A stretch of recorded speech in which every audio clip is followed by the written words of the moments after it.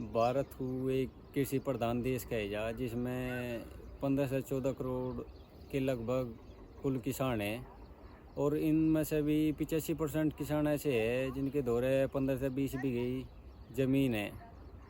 और किसान एकमात्र ऐसा वो है जो उत्पादन करता है, मतलब एक बीज से 1000 बीज बनाने की क्षमता रखता है।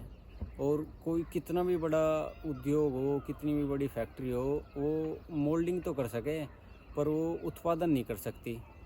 लेकिन सिर्फ एकमात्र किसान उत्पादन करने वाला होने के बाद भी ये कर्जे में डूबा हुआ है, इसकी इतनी ख़राब स्थिति है, ये किसी की साजिश के द्वारा तो नहीं है। तो इसलिए हम आज कुछ आंकड़ों पर बात करेंगे। भारत के 14 से 15 करोड़ के लगभग किसान एक साल में 22 लाख करोड़ का उत्पादन करते हैं, जो ये अपने घर पर कुछ भी ना रखे।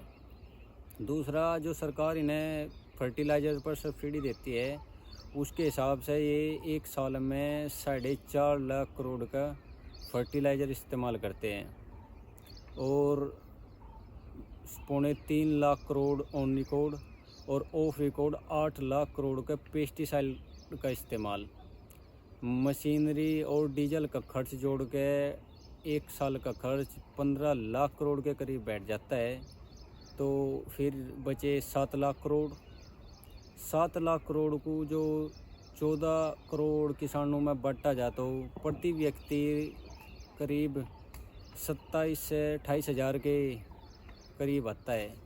और हमें इसकी आय दोगुनी करनी, तो हमें जो ये हमारा 15 लाख करोड़ का खर्च हुआ, उसमें से जो पेस्टिसाइड और फर्टिलाइज़र पर खर्च हुआ, हम उसे ही बंद कर दें तो इस किसान की आय दोगुनी हो जाएगी खुद ब खुद। उसमें कुछ ज़्यादा बढ़ी करने की आवश्यकता नहीं है।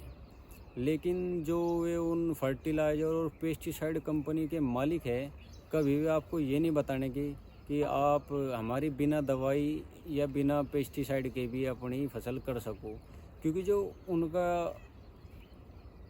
उनके पास पैसा जा रहा वो बंद हो जाएगा। लोग बाग अपना ऑर्गेनिक फार्मिंग, नेचुरल फार्मिंग करने लगेगी, पर वे कभी नहीं करने की।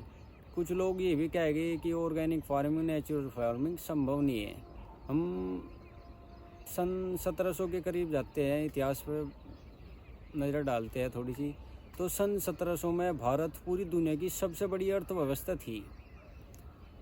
पूरी दुनिया का 34% खाद्यान्न भारत के किसान उत्पादन करते थे, जब न तो कोई एग्रीकल्चर यूनिवर्सिटी थी, न कोई टेक्नोलॉजी थी।